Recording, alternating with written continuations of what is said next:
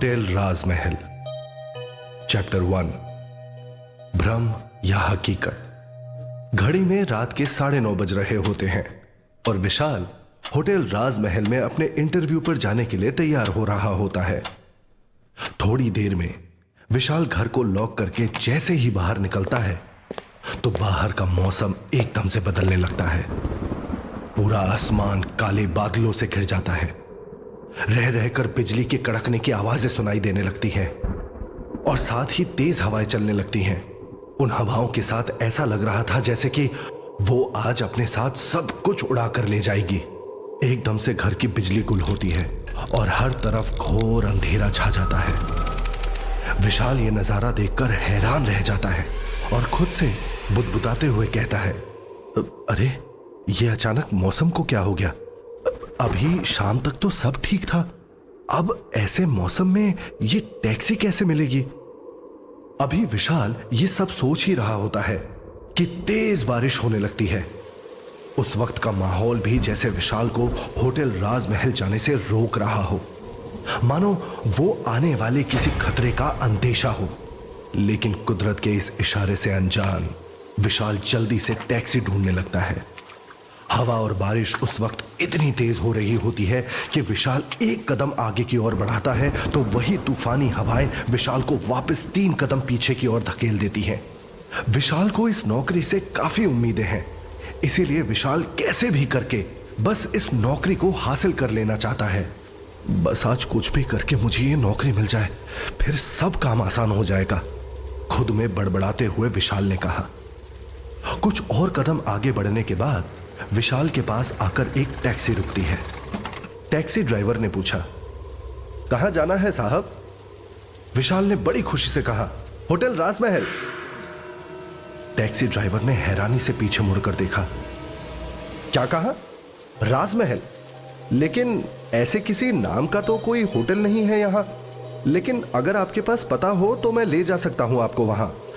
हाँ हाँ पता है ना, विशाल ने खुशी से चहकते हुए जवाब दिया। विशाल के बताए रास्ते पर चलते चलते टैक्सी ड्राइवर ने लगभग 20 मिनट के बाद गाड़ी रोक दी और डरते हुए बोला, बस सर, इससे आगे मैं नहीं जाऊंगा। विशाल ने चौंकते हुए पूछा, क्यों भाई, क्या बात हो गई? बस पहुंच ही गए हैं हम। विशाल ने अपना फोन देखते हुए कहा, जिस पर टैक्सी ड्राइवर ने जवाब दिया, आपका फोन भी खराब है और आप भी पागल हैं, या फिर मुझे पागल समझ रखा है? इससे आगे कब्रिस्तान है, कोई राजमहल नहीं। मैं नहीं जाने वाला आगे, अब मेरे पैसे दो और उतरो मेरी गाड़ी से। ड्राइवर की बात सुनकर विशाल हैरान हो गया और वो बोला, अरे ऐसे कैसे हो सकता है, मेरा जॉब इंटरव्यू है भैया अभी वहां। विशाल की बात पर टैक्सी ड्राइवर ने कहा, अच्छा इंटरव्यू, वो भी रात को 11 बजे? चलो चलो किसी और को पागल बनाना, मेरे पैसे दो और निकलो यहां से। इतने में विशाल चुपचाप टैक्सी वाले को पैसे देकर बिना कुछ बोले गाड़ी से उतर जाता है। हल्की हल्की बारिश अभी भी हो रही है। जैसे तैसे विशाल ने अपना फोन बाहर निकाला और लोकेशन चेक की तो उसके होश उड़ गए। अब 5 मिनट की दूरी पर एक कब्रिस्तान है, ये क्या लोकेशन दिखा रहा है? विशाल बड़बड़ाया। विशाल ने अपने सामने देखा, वहां लोहे का एक जंग लगा गेट है जो अपनी जर्जर हालत में एक और लटक रहा है। अपने साथ छाता लिए विशाल उसी गेट से थोड़ा आगे बढ़ने लगा। वहीं उसे अपने सामने एक पुराना कब्रिस्तान दिखा, जहां गहरा अंधेरा देखकर उसे थोड़ी घबराहट सी हुई। कुछ कदम आगे बढ़ते ही अंधेरे में ठीक से ना दिखाई देने की वजह से विशाल धप से एक गड्ढे में गिर गया, जो कि एक खुदी हुई कब्र थी। गिरते ही वो दहशत में जोर जोर से चिल्लाने लगा। तभी अंधेरे में एक हाथ उसकी ओर बढ़ा और उसे अपनी तरफ खींचने लगा। इस बार विशाल और ज्यादा जोर से चिल्लाया, जैसे कि गले की नसें फट पड़ने को बेताब हो। बचाओ बचाओ, हेल्प मी! उस बारिश से भरी अंधेरी रात में उस हाथ के मालिक के सिवा वहां और कोई नहीं था। तभी एक टॉर्च की रोशनी के साथ अंधेरे को रास्ता दिखाते हुए उस हाथ के मालिक का चेहरा नजर आया। विशाल चौंक गया और उसने रोशनी के बीच देखा एक बूढ़ा चेहरा, जिसके सिर पर एक लाल पगड़ी है और माथे पर उम्र की कई लकीरें नजर आ रही हैं। वहीं आंखें इतनी ज्यादा गहरी कि जैसे उनमें कई राज दफन हों। अपने एक हाथ में एक डंडा पकड़े हुए वो विशाल की ओर घूर घूर कर देख रहा है। अपने पहनावे से वो बूढ़ा शख्स विशाल को इस कब्रिस्तान का चौकीदार मालूम हुआ। खुद को संभालते हुए पहले तो विशाल कब्र से बाहर निकला और थोड़ा घबराते हुए उस बुजुर्ग से पूछा, अरे चाचा, क्या आप मुझे बता सकते हैं कि ये होटल राजमहल कहां है? होटल राजमहल का नाम सुनते ही उस बुजुर्ग की आंखों में एक दहशत नजर आने लगी और घबराहट में अपनी आंखें बड़ी करते हुए उस आदमी ने विशाल के थोड़े नजदीक जाकर कहा, भाग जाओ यहां से।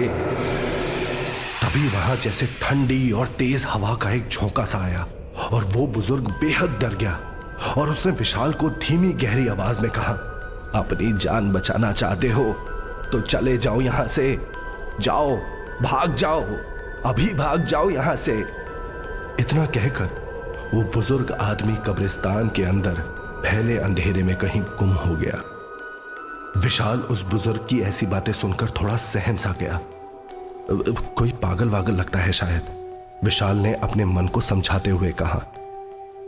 फिर उस बूढ़े चौकीदार को नजरअंदाज करते हुए विशाल वहां से थोड़ा मुड़ा और अपनी घड़ी में टाइम देखने लगा। उस वक्त घड़ी के कांटे 10:59 बजने का इशारा करते हैं। विशाल झल्लाते हुए बोलता है, अरे यार, ये तो इंटरव्यू का टाइम होने वाला है और अभी तक मुझे होटल भी नहीं मिला है, अब मैं क्या करूं? अभी विशाल ये सब सोच ही रहा होता है कि घड़ी में 11 बजते हैं और अचानक से एक तेज ठंडी हवा का झोंका विशाल को महसूस होता है। ऐसा लगता है मानो एक पल के लिए सब कुछ थम गया हो और देखते ही देखते वहां के माहौल में एक अजीब सी गंध फैल जाती है। ओहो, कितनी गंदी बदबू है ये। अभी विशाल अपने आसपास हुए बदलाव को महसूस कर ही रहा होता है कि विशाल की नजर सामने खड़ी एक महल नुमा बिल्डिंग पर पड़ती है। अरे वो रहा सामने मेरी सारी मुश्किलों का हल, होटल राजमहल, खुशी से चिल्लाते हुए विशाल ने कहा। एक बड़ी सी सफेद रंग की बिल्डिंग जिसे देखकर ऐसा लग रहा है मानो बदलते समय के साथ होटल ने भी अपने ऊपर बहुत कुछ झेला हो। उस होटल का रंग समय के साथ पीला पड़ गया है और होटल राजमहल का बोर्ड भी टूटा हुआ है, जिसमें से महल गायब है और बचा हुआ है तो सिर्फ राज, अनगिनत राज। एक पल के लिए विशाल ये देखकर चौंक जाता है और उसे अपने सामने होटल का बड़ा सा दरवाजा नजर आता है। वो दरवाजा किसी किले के दरवाजे की तरह 10 फीट ऊंचा और 6 फीट चौड़ा होता है। विशाल ने जैसे ही होटल के दरवाजे को छुआ, वो बस अपने आप ही खुलता चला गया और अंदर से राजमहल में पसरा सूनापन ठंडी हवा के झोंके के साथ आया, जो विशाल को एक सिहरन दे गया। दरवाजा खुलते ही जो नजारा विशाल ने देखा, वो उसने अपने सपने में भी नहीं सोचा था। बिल्कुल अपने नाम की तरह दिख रहा है वो पूरा राजमहल। विशाल जैसे ही होटल के अंदर गया, होटल का दरवाजा पीछे अपने आप ही बंद हो गया। विशाल को थोड़ी हैरानी हुई कि यह दरवाजा खुद से खुलकर खुद ही कैसे बंद हो गया। विशाल ने आगे देखा तो अचानक होटल की लाइटें जगमग जगमग होकर बंद हो गईं। पूरे होटल में गहरा अंधेरा छा गया था। विशाल को कुछ समझ नहीं आया कि अचानक से ये क्या हो गया। वहां इतनी शांति है कि विशाल अपनी दिल की धड़कन भी सुन पा रहा है। तभी विशाल ने हिम्मत करके कहा, कोई है क्या यहां? हेलो।